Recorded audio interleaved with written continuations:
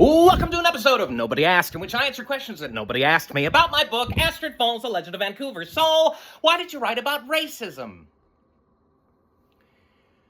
I'm going to sit down for this one. Thanks for asking, nobody.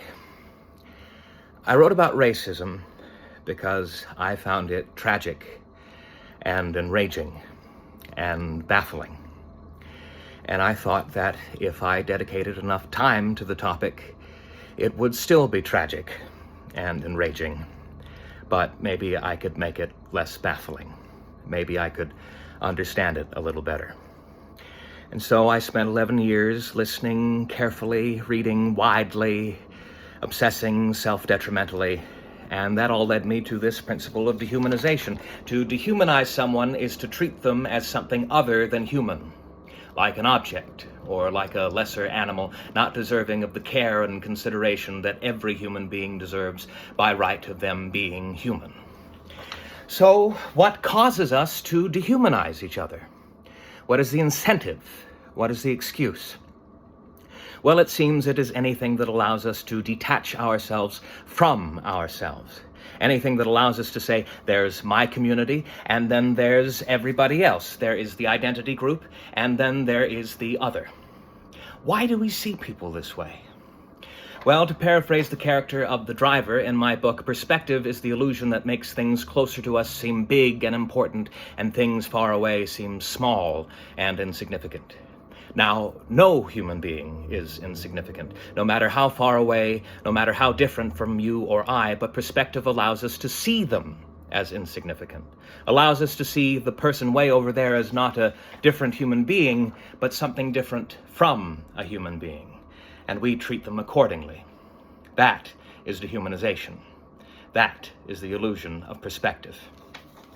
And this illusion occurs with any kind of identity that divides people, nation, ethnicity, class, caste, creed, the list goes on. But let's talk about race, because race is the most painfully stupid of all of these things. And I say race, not racism, because racial identity is the initial dehumanization. It is the thing that rationalizes racism, because race identifies us as something other than human. It says that we are fundamentally divided into groups by differences in skin, hair, and ancestry. This is a lie.